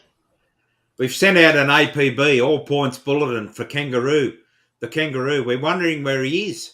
He's off this weekend. I can only assume he's. Yeah, I've not seen him on here for a while, actually. No, I think he's spending some time with his lovely bride. And other than that, something may have happened. We don't know, so we can't comment until we know. But he might just be having a romantic weekend in Sydney, mate. You know, you just don't know. Yeah, I was talking to him last night. Oh, righto. Okay. Walked away. Bloody hell. Like Suckerhorn said last night on the stream, his wife has fallen in love with Sydney, Thai Town. Yeah. And Thai Town in Sydney, mate, is fucking outstanding. We had one of them up here. I don't think we got one in Brisbane. Thai Town is the equivalent now, or getting bigger than Chinatown in Sydney. Yeah, right.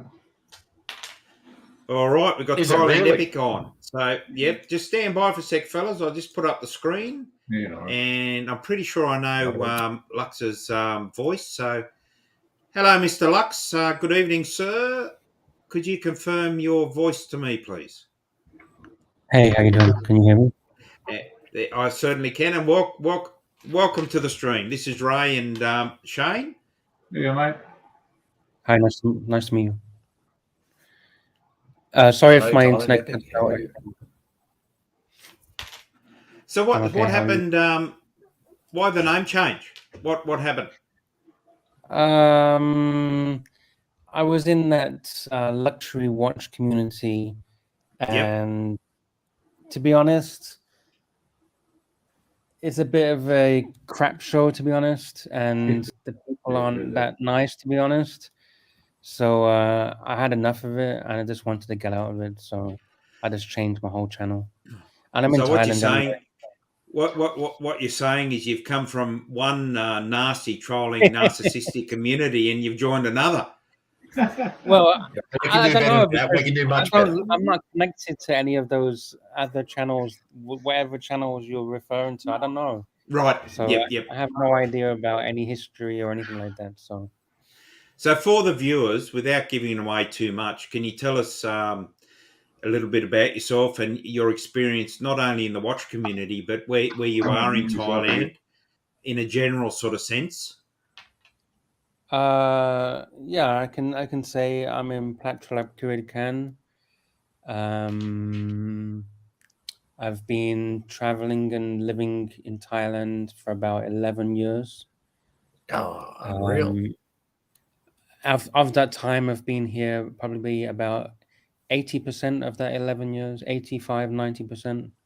So only left to visit family or visa runs and things like that. So yeah, that's about it.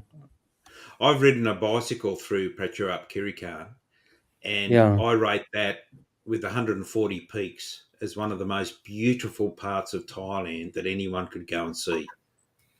It is very beautiful. It is. And it's also, a gateway.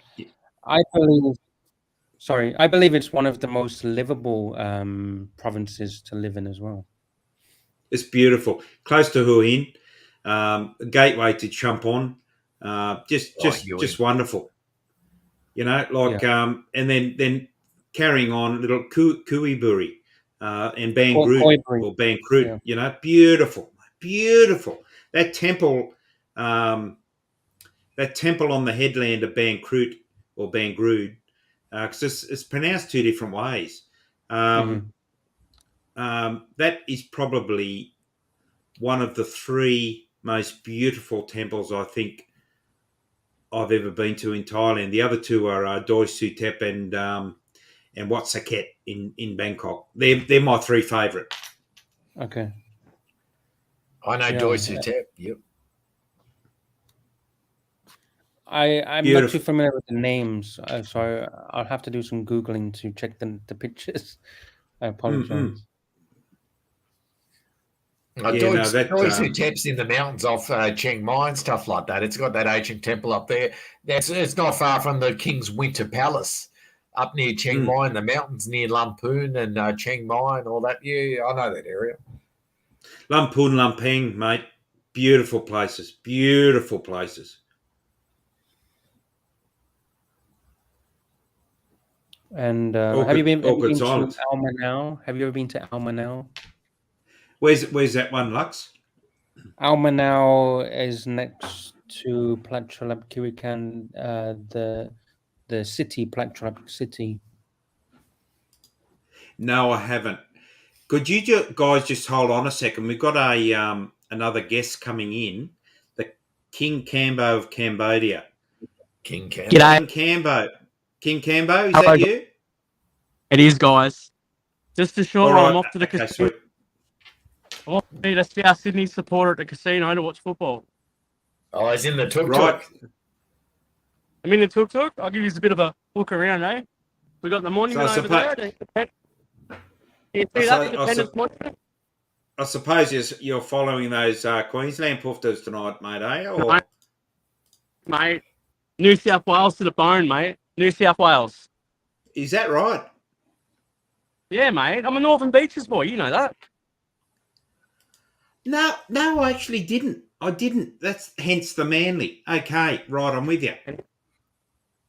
Yeah, mate. Born and bred in Mona Vale. Oh, I'll be buggered. Well, there you go. I'm not going to be on for long, but I just wanted to say you guys are doing a great job. I watched a bit last night in between going out. Really good. Lots of good chat, good people. So I'm sure this channel is just going to get bigger and bigger, lads. There's no I in Team Cambo. It's all a team effort. Yep, absolutely. And I'm making sure when I'm doing my streams that I'm giving you a big pump out. Oh, thanks, mate. And listen, by the way, when you go and where you end up, can you record us the sunset so that Mr. Soccerhorn can broadcast the sunset on the next stream, if you wouldn't mind? Yeah, what I've been doing, every sunset I've been seeing, I've been sending on Messenger to Mr. Suckerhorn because I know how much he loves it. What a classic. I did one last week. I was on the it was called the Kampong Clock River. Saturday night, I did the sunset and I sent it to him straight away. Hey, listen, Cambo, was it nice to get out of Siem Reap with the nagging taxi drivers that want their fare? Yeah, it's better here because they've got this app that's called Pass App, so it's really good. And it's and I actually prefer these rickshaws, a bit more comfortable than the tuk-tuks. They're small, but I tell you what, if a big fella like me's got room, tells you they're pretty roomy. I better go because I'm here. I just wanted to say g'day and tell you he's doing a great job. Well, thanks for popping in, Cambo. Thank you. Is Ray Gold there? Cambo. Go to New South Wales. Yes. Stick it to him, mate. Hey, boys. Take care. See yous. Thanks, Cambo. See you, mate. Well, this is lovely. For an impromptu stream, we've got two special guests. We've got Ray and myself, who are, part of the channel, and it's lovely. It's lovely. And Lux, just on what you're saying about Pretuap Kirikan, and I apologise if my vernacular is not on point, Oh, but it's all good. the apparently there's a temple in a cave. Yes, yes, yes. I think that is in. I might be wrong. I think it's near Hat Sai Noi. Is that within the Samurai Yacht National Park? Yes, I believe so. Yeah, yeah. A temple in the cave is Because I've definitely had worth visiting. I'd love to see that. I will have to. I will search the name of that temple. they've It's all very got famous. they've all got this familiar smell, this dusty sort of musty smell about them.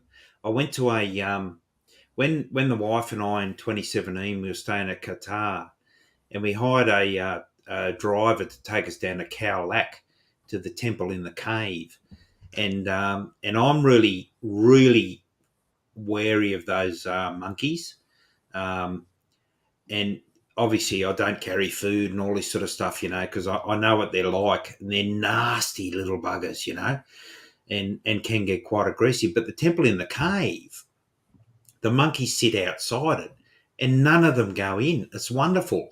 But you walk into the temple in the cave, and you smell that familiar musty smell. I can't even describe it, but if you've been there, you know it. Here we go. We've got a video here. Oh, it's just a picture. This is the temple So I'm talking yeah, about.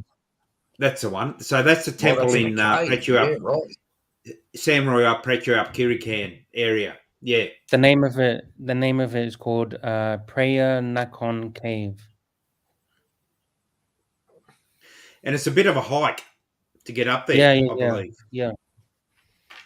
You got to So I'd trek be through the hills, through the mountain. It's a bit of a dodgy hike. I think there's another way as well. You can rent a long-tail boat or some kind of boat that can take you directly to the coastline where that cave is, and then you got a less of a walk to get to the cave. My I think I prefer and the big, hike. I reckon it'd be iconic. yeah. See, my go these days, mate. Ambitions and capabilities after hip replacements and knee replacements, I just can't do that sort of stuff anymore. Yeah. The big ones, you as a young bloke, you'd fucking shit it in, mate. Yeah. Yeah, it'd be iconic. Yeah, I'd love to see something like that. I've not seen I a actually temple in a tried. cave before. I'll just I see. tried to do the hike. Sorry. No, please go. I'm just searching for a video. I did do the hike to get to that cave. Once I got to the other end, I couldn't actually find it. So yeah, it's a bit of a mission actually. It's a mission. Yeah, you'd have to get some sort of a tour guide that'd instruct you and take you along the way or something like that, I imagine. Yeah. Yeah, it's not exactly Shane- signposted. Shano, if you go back through Johnny, there's something happening's video history. He's actually been to that temple. Really? Yeah. He did a vlog on it. I'm just trying to go through. I've got to get on this. I videos. want to check something like that out. That'd be a mission for me. I'd like to go do something like that. It'd be cool. Well, mate, it's a heart like it's bugger all from Hua Hin if you're staying there to get I've not there. been to Hua Hin. I've seen the ferry from Pattaya that they okay. cancelled. Yeah. Let me just Khao Lak.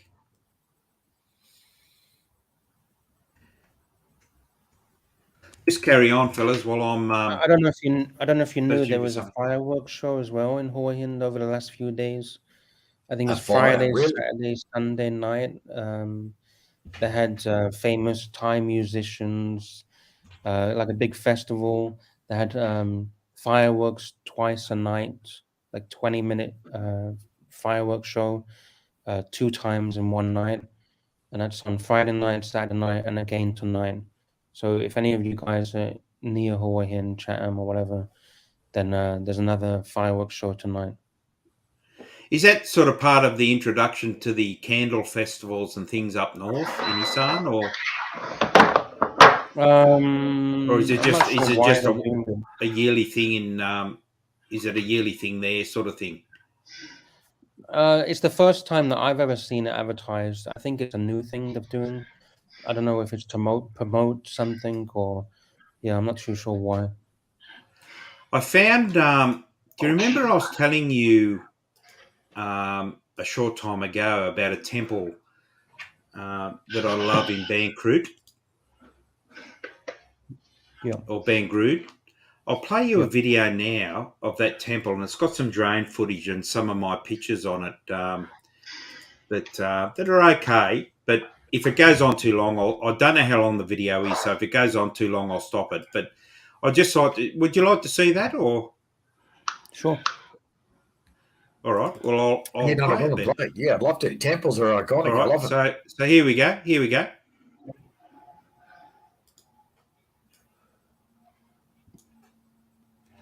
So it's just putting you in the picture of where it is and stuff.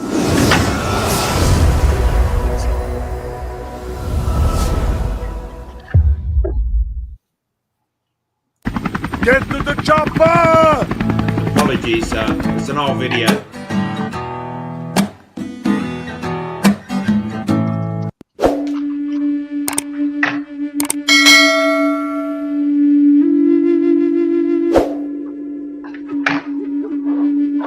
Right up on a hill. Beautiful.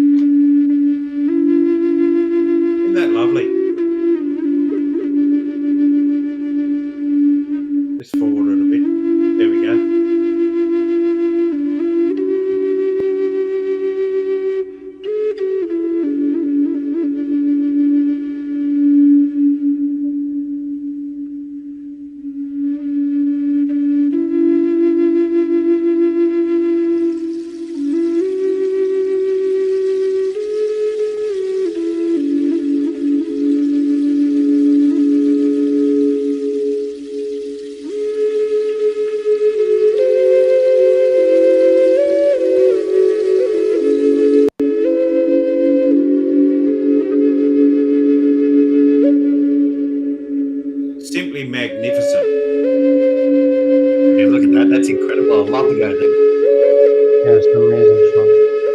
Outstanding, mate. It's a special place.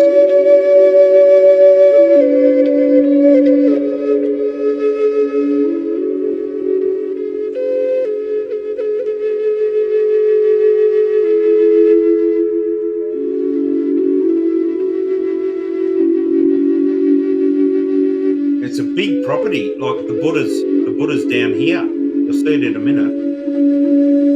There you go. I'll look at that. Look at that.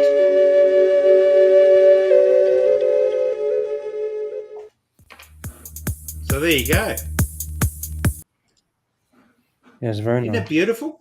Yeah, Yeah. lovely. I think I've actually been there before, a very long time Mm. ago. I remember I had a drone at the time, probably about, I don't know, 7 years ago when I went. And yeah, it brings back memories.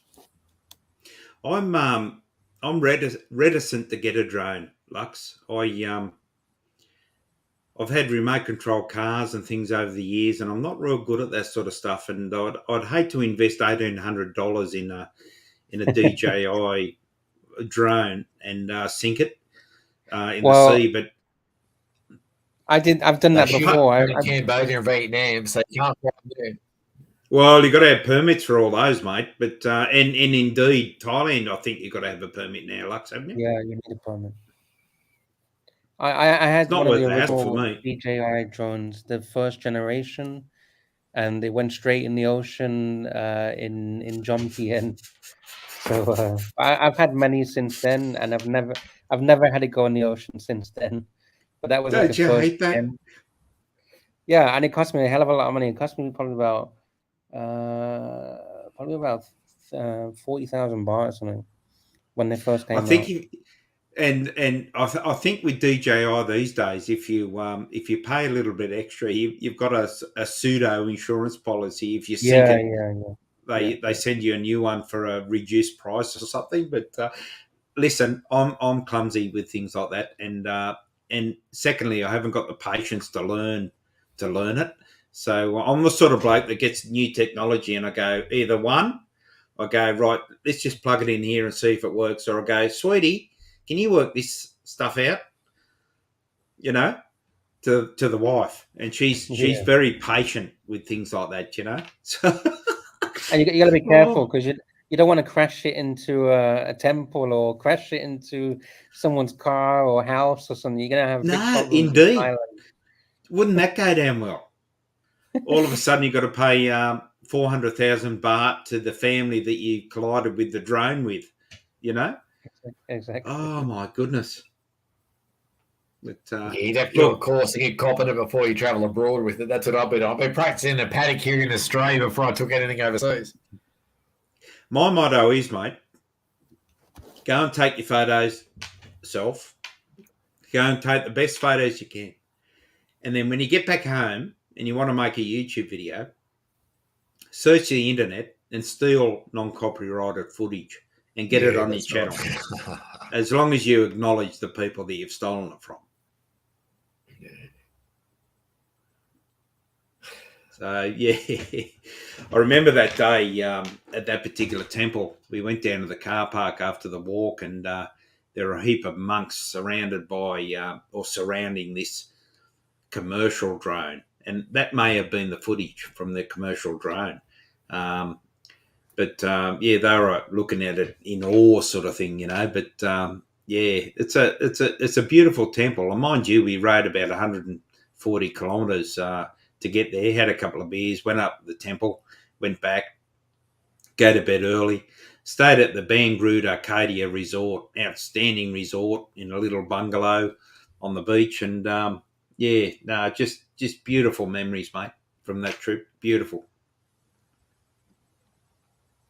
Do you get out and about much, Lux? Better than Doi Su Tep in Chiang Mai, you know, because I turned up there in a minibus, so maybe I don't get to appreciate it, but I've not seen that through the drone and stuff, so I'd like to see that temple through the proper channels.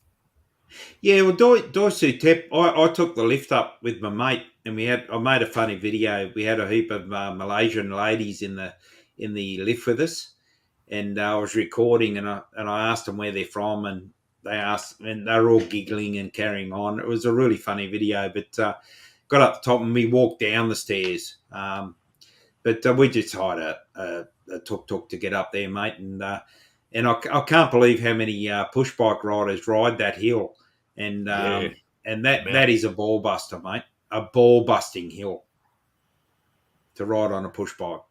Yeah, it's a stiff walk up. Yeah, it would be. Yep. Oh, the many of us were on an incline on the way down. Same as the temple in Phuket, the big Buddha. You would like people ride up that on a push bike. Mate, I'm not built to go uphill. I'm a big fella, you know. And despite the many trips I've done in Thailand on a bicycle, I don't enjoy climbing those sort of hills. Yeah, the tuk-tuk will do a round around Phuket and stuff like that. It'll take you up there, but it is it's a stiff climb, all right? You got to buy that tile when you're up there for the Buddha. Yeah, they're coming down in the tuk-tuk, they fly. I got blessed by a Buddha on the, a monk on the top of Doi Su Tep in the temple there, and I sat down. I could hardly get up, you know, because I hadn't had my hip replacement by that stage. And he's going, go on. He's waving me away, and I could hardly stand up and going, excuse me, oh, Reverend Sir, can you just hold on a minute so I can stand up in my own time, if you don't mind? Yeah, right, yeah. Oh. Have you ever done... Sorry. Have you ever done gold prospecting in Thailand? No, I didn't know they had gold in Thailand. Yes, there's a lot of places you can find natural gold in Thailand. I have a video if you want to see it of some gold prospecting. Sure. In Champon. It's everywhere. Little Buddhas are made of gold and stuff, so they've got to get it out of somewhere, don't they? Share the video, mate. There's no problems playing that. My goodness, this is fantastic.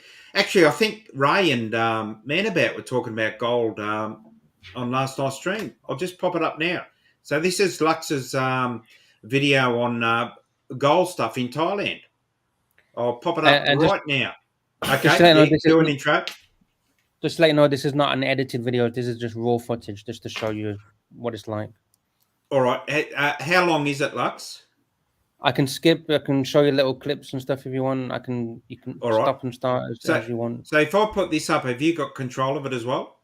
Yeah. Because I can click play, I can click stop. Okay. Right. Sweet. Because all I'm doing is all you're doing basically is sharing my screen, and then on my screen I can click play and stop. Okay. Sweet. So I'll pop it on 3, 2, 1.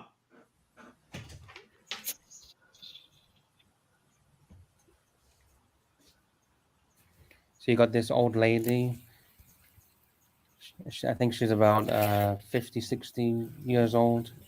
She comes here every day to search for gold. How good's this technology? Isn't that fantastic? You're showing us a video, forwarding through it, and whatever you're doing, and commenting on it. I love this program. Yes, this is in Champon. Right. Okay. I stayed in Tung Waling Beach in Champon on the coast. This is just on the riverbank. Where she got this all from the top. Yeah, so go from the top. Any people? Well, Sorry they're to cut to you, like what they Mrs. do here in Lux. Australia too. Yeah, that's the same type of thing. Thank you. And the pan they're using is made out of solid wood. It's very heavy. It looks like an old plough disc from Australia, the way they plough the fields. I understand what I'm saying. It's okay. Let's keep you cool. So I'll show you another video where she actually gets some gold. Because obviously they don't always get gold, but I'll show you one where they do. Yeah, get a little please. bit.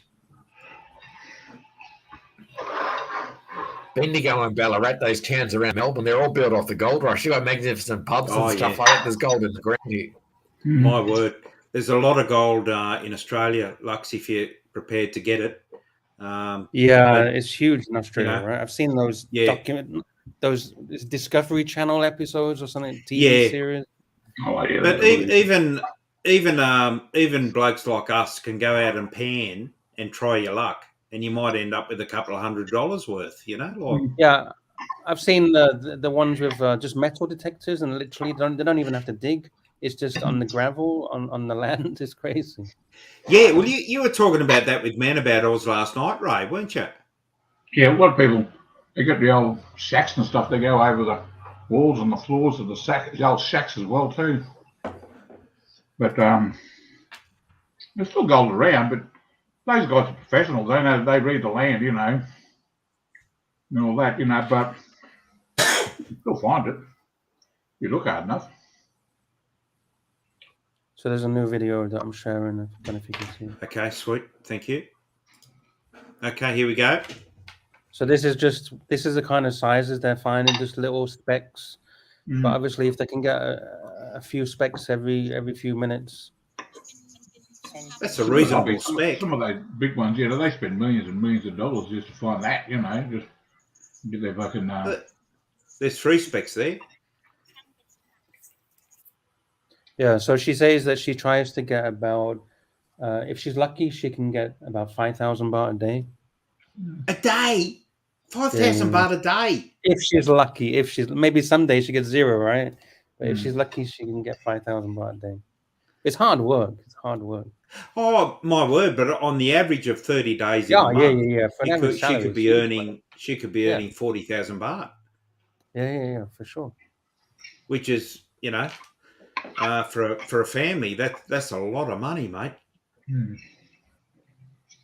To feed everyone and all that sort of stuff. That's outstanding.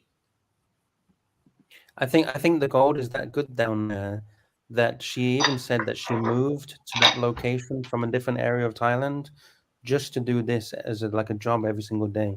And she's been doing it for years. Right. Every day she comes to the river and just tries to pan for gold. Do you know her or? I don't know her personally. I just went to the river and found her, and she's just explained her situation to my girlfriend, and just she was very kind. She just told us about the area, and we asked some questions, and she was happy to show. And there was a few girls actually doing the same thing along that river, and the villagers, when they're looking for some cash or they got some spare time, they just try to do some prospecting, panning for a bit of gold. That's just wonderful. Yeah, imagine how they could go with the dredge over there, one of those little fucking hand dredges. You know, they get down in the bedrock, you know, and they find the riffles in the bedrock, and they get bloody gold out there. They get quite a bit of gold. They're pretty efficient, those little things.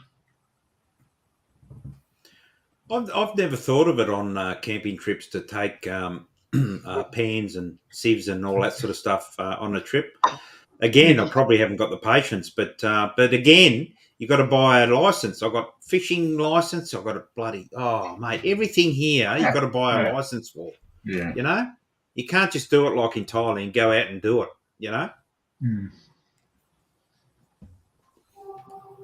We got a big history over here, Lux, with the gold rush and the Chinese coming over and the Eureka Stockade and the rebellions and all that sort of stuff back in the old colonial days. You know, many years ago. Yeah, I would have loved to. I would have loved to done that, like being part of the gold rush. I would have loved to try that out. But even today, you can do it. Right? Bendigo, Ballarat, some of the authentic infrastructure still developed from those days. So you got all these old pubs and theatres and stuff like that. Some of these towns built up out of the gold rush money. Yeah, 100%. Bendigo is incredible for that. There's some beautiful buildings in Bendigo, all different cultures. Shane, mate of mine just went down. He did a 5,500 trip around Victoria, and the bloke from Lismore I visited earlier in the week, and he said some of those towns, for example, Ballarat, etc., are outstandingly beautiful. They are. They're beautiful. Yeah. More so than Melbourne.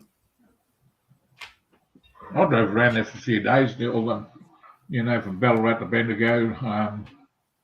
When I was breeding my bull terriers, and there's a guy in a little town called Clunes. There was a lot of mines there, and I went there, and they were saying the people were going over the mullock heaps with metal detectors and bloody some of these mullock heaps are 100-year-old, you know, and they're just going over them looking for bloody gold. And they're finding them too, you know. Now, there's one bloke. I made an observation on the stream last night, Ray, when you and Man About Oz were talking about myself. And Man About Oz was trying to dictate when we should stream and when we shouldn't. And both of you said, oh, TMW will be listening to this. Indeed, I was. But I didn't comment. And then I thought today, well, we've all got the stream. We all own it. Why not just throw one on impromptu and just see how we go? But there's an absence. Do you note the absence? A stream has come on and there's one bloke missing. The man that indeed called us out. He's missing. No, yeah. That'd be here all the time. It doesn't matter. I'm only in jest. Mighty Bart's asking me some questions about my fleshlight. And despite the fact I have investments in the company, I am still on my learners, Mighty Bart. And I don't think I can say much further to contribute to the conversation. Yeah, that gold rush, I watched a bit of that. Oh, mate. They spent a lot of money to get that gold, you know, some of that machinery. They've got to get it, otherwise they go broke, you know. Up here, about 100 miles north of where I am, they've got a place called Gympie, and they had a gold rush up there, and, you know, they got fucking really, not as widespread as what it was in the Golden Triangle in Victoria, but still, they're still rich up there, and they're still getting a lot of gold. All the Chinese. G'day, Billy. Yeah, Billy. You ever watch those Alaskan water suckers? What? Alaskan water suckers. They have a dredge. They go out into the ocean and lakes and suck up all this stuff looking for gold. That's a hard way to make a living. Oh yeah, you can do that in the rivers here. I've got a bloke who went up to Jimna. That's where all the Chinese were, you know, when the Gympie Gold Rush was going on in the 1800s. There's a creek going through there called Sunday Creek. He got in there. Nobody, because it was all forestry. Anyway, at the time, bloody all the forestry was shutting down, all that sort of shit for the greenies. But he got in there. He found 5 ounces of gold in 6 hours with a little fucking gold dredge he carried in on his back. 5 ounces? That's about $10,000 worth now. Not shit. My goodness. What's around? Yeah, there's gold around here. Billy, here you go, mate. I don't know, Billy. Do you know Billy Ray? Yeah, Billy's a good guy. Yeah, Billy B. Oh, okay. Well, yeah. You get him on. Nice to see you, Billy. Just throw the link up again, gentlemen. If anyone wants to come on, you're more than welcome, unless you're not. And what do we got? We got probably 15 or so minutes before I call it quits, because the coverage of the footy is going to start at in 28 minutes. So New South Wales have got to start buttering up their butts. Been going for nearly 2 hours. That's not bad for a Sunday afternoon. That's all right. Yeah. Oh, thanks. Thank you. Joe, I've forgotten how to pin a link. Is it the 3 dots on the right-hand side that you go to, or because I only get 2 options: put user in timeout or block user. I can't find where I need to pin a link. Yeah, just get down the bottom into the invite, then you just highlight the StreamYards, yada yada yada, and then you just copy and paste it into the chat. No, but pinning a link means it stays permanently up the top. So people, when they come in, they see the permanently pinned thing. 3 dots on YouTube, I think. It's not. I can't see the pin up the top. So 3 dots on. 3 dots on YouTube. Right. Gotcha. Gotcha. No, I still don't get it. On YouTube, I've got 3 options: go to channel, report, or block. I haven't got the pin option, but I'm sure I pinned it before.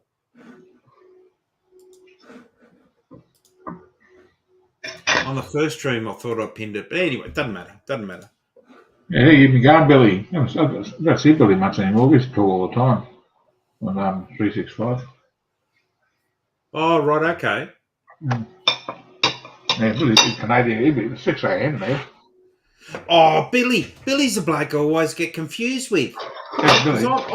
I've chatted with Billy online.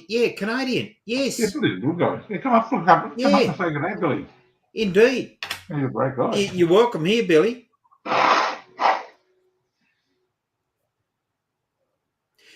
I think you might be right there, Joe. I think you might be right. Yeah, baby. So sign into Titanium on YouTube, yeah? Because if I make a comment now, I'll just post. I'll come up as Titanium on here. But what you're saying is to log into Titanium on YouTube, and then you might have that access. That makes sense. That makes complete sense, actually. Yeah. Yep. Yeah, with Billy, I'm trying to get him to come up. So, Lux, you would have known Mr. Sucklehorn for many years then, if you're in the watch community. Yeah, exactly. I knew him from Archie's channel. Right. Okay. And I remember that's the connection. Yep. Yeah. It like when you say you haven't seen the toxicity of the Thai genre yet, how bad? I have, but Oh, right. I have, but that's like years ago. But I haven't seen anything recently because I haven't really looked at it. So how bad does the watch community get? It's very bad. But also, it's not about how bad it is. It's just, when you think people, you have this idea in your head that people that buy, Patek Philippe or, Rolex watches, you think of them as high class individuals, right? Gentlemen of high caliber. They appreciate the finer things in life, right? But it turns out most of these guys are just this absolute idiots, right? And you just assholes. think, I don't want anything to do with this nonsense. So, and also, if I'm to tell you honestly, I've been on YouTube for many years under many different channel names. I used to make a decent living on YouTube. I used to make 150,000 baht a month, just uploading videos once a day or once every 2 days. So I'm actually in it for the money, believe it or not. No problem here, mate. So I made a bit of money in the watch community in the last 6 months, but I don't see it as a big money maker because it's a very small niche. Sure, some channels are pretty big, but there's literally thousands of mini little channels about watches these days, and I don't think there's enough people in that industry. Whereas travel, Thailand, it's huge. If you see some of these channels, they get millions and millions and millions of views, even just a basic walking video, right? So yeah, if I'm to tell you honestly, one reason is I'm looking to make a bit of money on YouTube.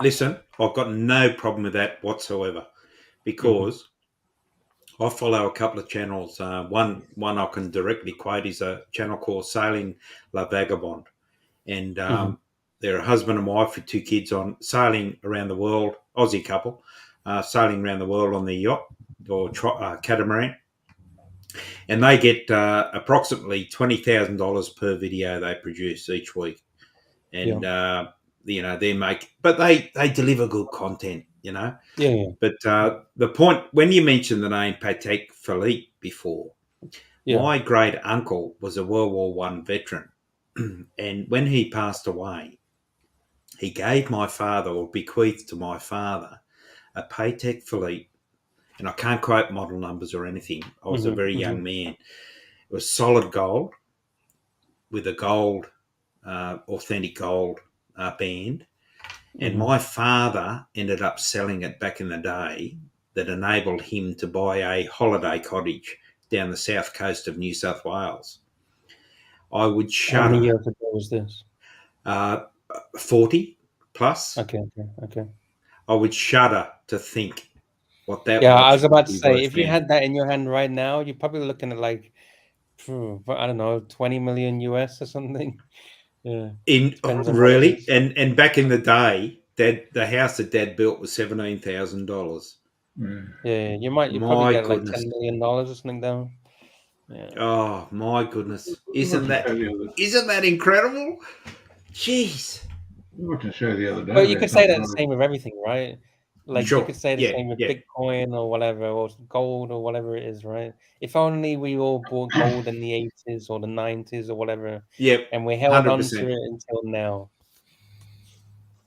So It's always better in hindsight, though, Lux, isn't it? yeah. But saying that though, also, we might know about it. We might hope and dream that in the future, this investment, whether it's gold or Bitcoin, will make you a lot of money. But we're not all wealthy people that can just buy it and hold it. We need money mate. sometimes, and you just think, "Oh shit, I'll just sell that bit of gold to get you out of trouble." I think old mate's had too many mineral waters tonight. He's getting a You bit know cheeky. You know what that means? Pulp Fiction stuff. Yeah, I do. Right, guys, yeah, I might do. jump off, Yeah. but I'll catch you some other time. Thanks Yeah, for the no time. worries. Thanks, Shane. Thanks for coming, Yeah. mate. Well, I think we're almost, a couple Yeah. of minutes off calling it anyway because the footy's starting soon, and I was watching just quickly. Talking about watches. I was watching a thing the other day. This guy pulled apart. It was a Rolex Explorer, an old one. And it got a bit of seawater inside of it. Nobody wanted to repair it. Anyway, he pulled it down. Really? He goes through it. Yeah. I'll send you. I kept the link because these things are so freaking intricate. Anyway, pulled it apart and rebuilt this thing. For this lady. And I'll send it to you. You can watch it. Yeah, it's 15 minutes. Hang on a second. Fucking ads.